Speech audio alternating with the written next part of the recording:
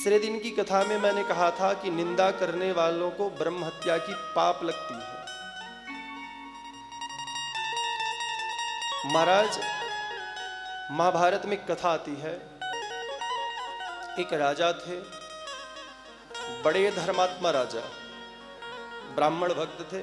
रोज ब्राह्मणों को बुला करके बढ़िया ब्राह्मण भोज कराते। तो एक दिन बहुत सारे ब्राह्मणों को निमंत्रण दिया कि ब्राह्मण देवता मेरे घर आइए और बढ़िया भोजन स्वीकार करिए। ब्राह्मण देवता आए हुए थे, खीर की प्रसादी बनी हुई थी। सब ब्राह्मण देवता बैठे। राजा ने कहा कि आज खीर की प्रसादी मैं स्वयं वितरण करूंगा, सब ब्राह्मणों को अपने हाथों से खिलाऊंगा।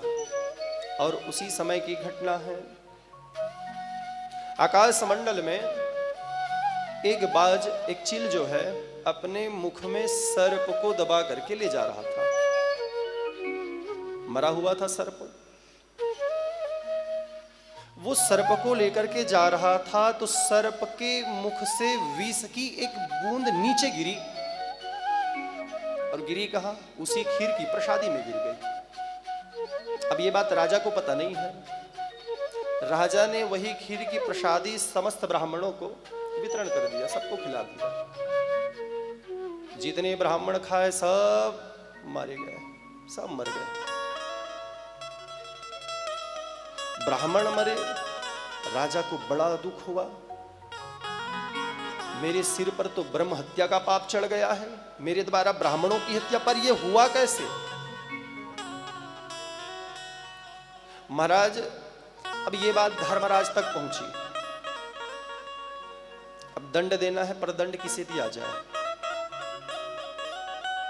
तो मैं आप लोगों से पूछता हूं, कर्म हुआ है और ब्रह्म हत्या का पाप लगा भी है, तो ये ब्रह्म हत्या का पाप किसे लगना चाहिए? राजा को लगना चाहिए कि उस चील को लगना चाहिए कि सर्प को लगना चाहिए? किनको लगना चाहिए बताइए?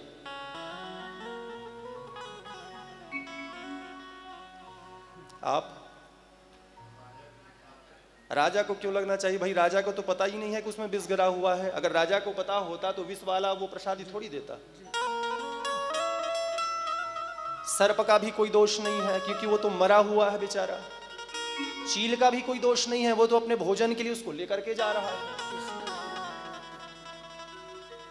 अब सुनिए, धर्मराज भी चकित हो गए। महाराज, एक साल निकल गया, पर कर्म हुआ है और दंड भी देना है, पर किसे दिया जाए ब्रह्म हत्या का दोष? राजा भी बड़े दुखी रहा करते, उनको बड़ा ग्लानि होता कि मेरे से ब्राह्मणों की हत्या हो गई मेरे द्वारा। बड़े बड़े ज्योतिषाचार्यों को बुलाया गया महाराज, देश विदेश के ब्राह्मण सब राजा के पास आए राजा को सांत्वना देने के लिए। वैसे ही एक दूर नगर से एक ब्राह्मण आए हुए थे जो पहले बार आज राजा के नगर में आए हैं। और जैसे ही नगर में आए ना, अब वो तो महल देखे नहीं थे, तो एक माता जी कलश में मटकी में जल लेकर के जा रही थी।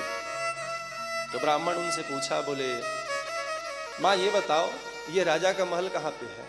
अच्छा राजा का महल जाओगे, क्या करने जाओगे? नहीं तो बस राजा से हम मिलने जाएंगे। अब उन माता जी की बात सुनो, राजा से मिलने जाओगे, पर याद रखना राजा के घर भोजन बिल्कुल मत करना। क्यों? क्योंकि राजा के घर जो भोजन करता है वो मर जाता है। नहीं तुम बता दो, हम बता देते हैं रास्ता, बस सीधे जाना, मुड़ जाना, बस वही राजा का महल है। पर याद रखना, फिर मैं आपसे कहती हूं, राजा के घर बिल्कुल भोजन मत करना, क्योंकि राजा के घर जो ब्राह्मण भोजन किया है वो मर जाता है। धर्मराज ने कहा, मिल गया, ब्रह्म हत्या का दोष किसे देना है? दूतों को भेजे, जाओ रे उस स्त्री को पकड़ करके लाओ। कहे राजा का दोष नहीं, चिल का दोष नहीं, सर्प का दोष नहीं। भाई ये जो माता जी है, इनको ना तो राजा से लेना है ना तो कुछ देना है। बिना कारण के ये निंदा करने लगी कि राजा के घर मत खाना, वहां खाने वाला मर जाता है। धर्मराज ने कहा इसी को दिया जाए ब्रह्म हत्या का दोष। तो निंदा करने वालों को ब्रह्म हत्या का दोष लगता है, इसलिए ना तो निंदा सुने और ना तो निंदा